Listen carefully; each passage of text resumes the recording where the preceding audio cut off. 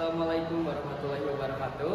Perkenalkan, nama saya Dika Muhtarom dari kelas 8E dari sekolah SMP Mekar Arum. Jadi, saya di sini akan menjelaskan tentang cerita yang saya baca, yaitu adalah Kancil Melawan Harimau. Nah, yang pertama itu ada identitas buku. Nah, yang pertama itu judul buku. Nah, judul bukunya itu ya adalah Kancil Melawan Harimau. Yang kedua adalah penulisnya. Nah, untuk penulisnya ini ada Ahmad Filya. Yang ketiga itu ada penerbit dari buku ini.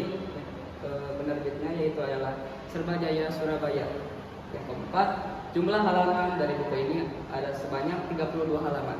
Nah, yang kedua yaitu adalah sinopsis dari cerita ini. Nah, sinopsisnya itu ada seekor kancil yang ingin pergi ke padang rumput yang ada di pinggir hutan. Lalu, hari pun menjelang sore, si kancil kembali ke hutan. Ketika itu, tiba-tiba ia mendengar suara harimau. Lalu si kancil melihat harimau yang sangat gagah. Lalu harimau pun bertanya kepada si kancil, "Kenapa kamu tidak lari, kancil?" ucap harimau.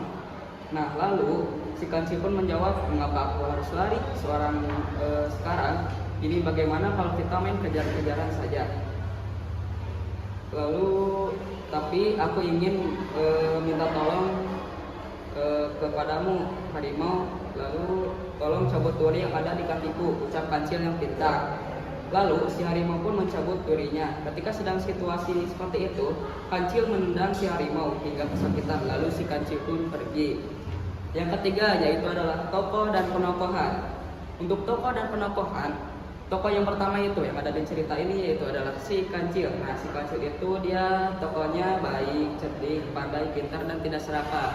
Nah, tokoh yang kedua itu adalah harimau. Nah, harimau ini dia jahat, serakah, ingin memakan teman sendiri, dan sombong gitu ya.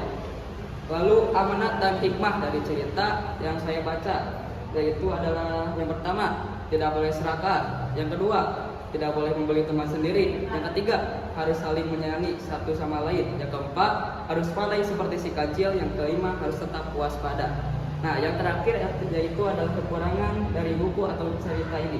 Yang pertama, identitas buku kurang lengkap. Nah, yang pertama. Yang kedua, bahan buku terlalu tipis. Yang ketiga, alur cerita terlalu singkat. Nah, sekian dari saya. Inilah cerita yang saya baca. Terima kasih. Wassalamualaikum warahmatullahi wabarakatuh.